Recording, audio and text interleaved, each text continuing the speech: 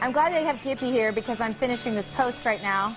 There, posted. Welcome back to America Trends, being broadcast from sunny Southern California into 32 million homes and counting. I'm Dr. Gina. You are watching history as we launch the world's first social television network, and we're glad to have you along for the ride.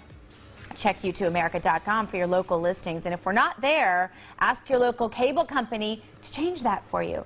Now, folks out there in social media land are really fired up about the Supreme Court's decision today on gay marriage, and someone who's especially opinionated on this is the chairman of American Grizzlies United. That would be Thomas Schmitz. Thomas, welcome back to the show. Good to have you.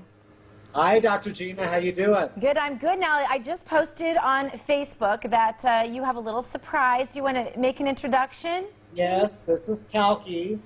And how did we come up with the name Kalki? I can't remember this now. Yeah.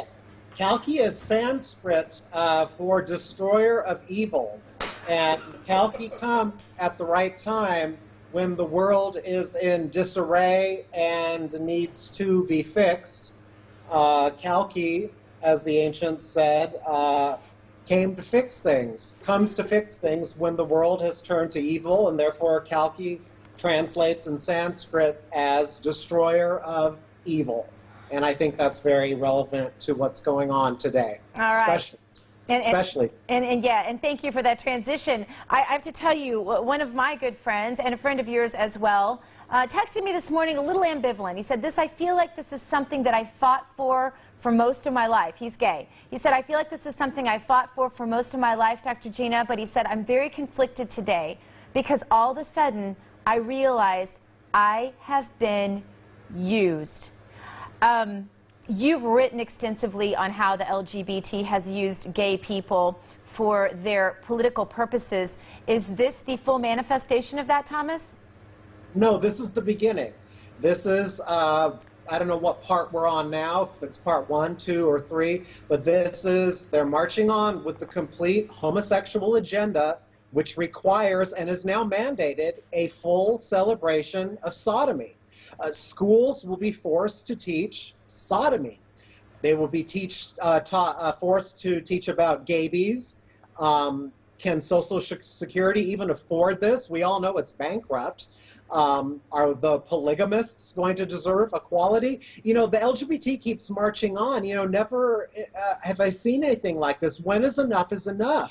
You know, are they going to stop whining now? No, they're not, because their next class of victims are the transsexuals, and the year of the tranny will continue, and they will continue to complain and whine with this new group that they have convinced has had their rights, their imaginary rights, mind you, taken away from them, and they will march on with that. But this full celebration of sodomy, at what point do we say enough is enough?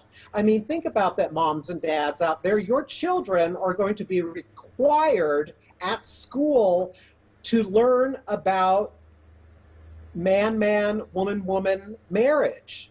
Okay, so Thomas, but this is the thing that I keep getting, and you've seen my post tonight. I posted just for people to vote in our poll. What did people think of this? And of course, you know, it unleashed the demons, if you will, on both sides, because there's some people who can be pretty nasty on both sides. But one of the things I repeatedly hear is, what's wrong with equality? You get married. Why would you deny me the right to marry? The reason I ask you this, Thomas, is because I know you've written about this extensively. I've interviewed you many times on this topic.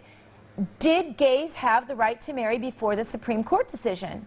Absolutely. There was nothing preventing a gay man from getting married to a woman.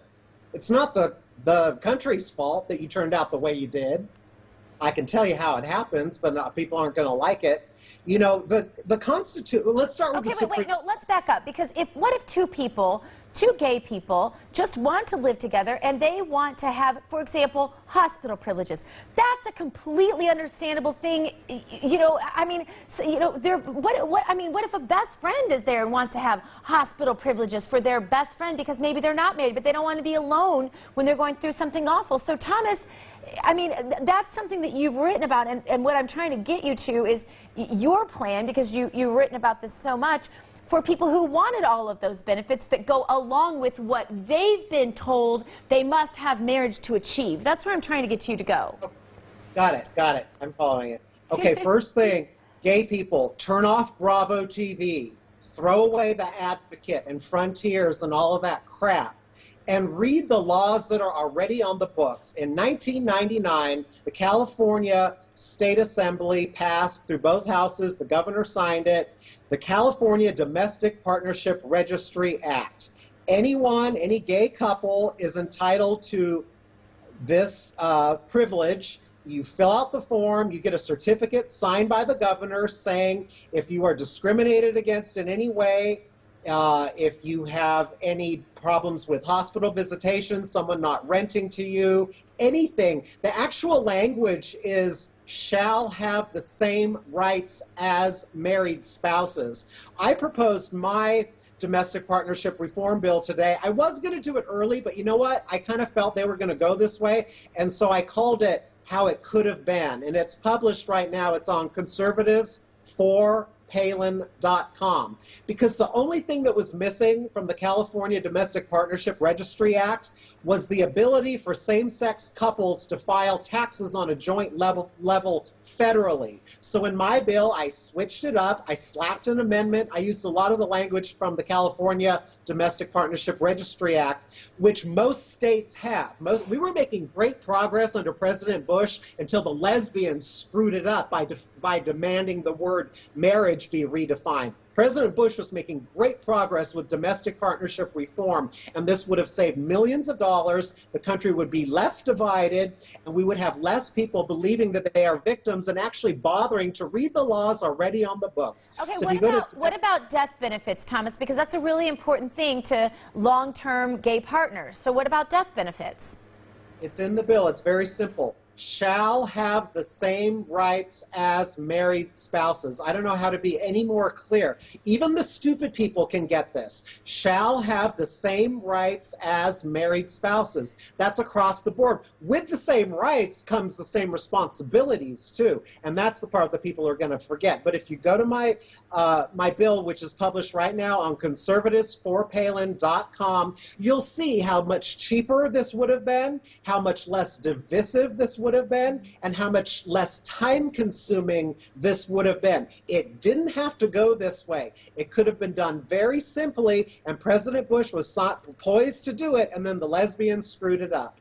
So we didn't need this Supreme Court. You're saying that gay couples who wanted equality did not need the Supreme Court decision that happened today, that it's a much ado about nothing and it's a huge federal overreach? Absolutely not. Marriage, aside from the biblical church aspect of it, is a contract. And so what we're talking about is benefits and how the benefits are distributed and whether or not they should be distributed equally. Of course, the answer is yes. They should be distributed equally. But it did not take a redefinition of a word that is the cornerstone of society. It has been for millennia. And now, via social engineering and tinkering, they have turned a word to mean something that it doesn't mean. The long-term consequences on this are going to be huge, and this is just the beginning. Just the beginning. Well, we'll be watching. Thank you so much for being with us, Thomas. Congratulations on the new kitty. Up next, we're going to discuss the president's politicization of the funeral today. More America Trends right after this.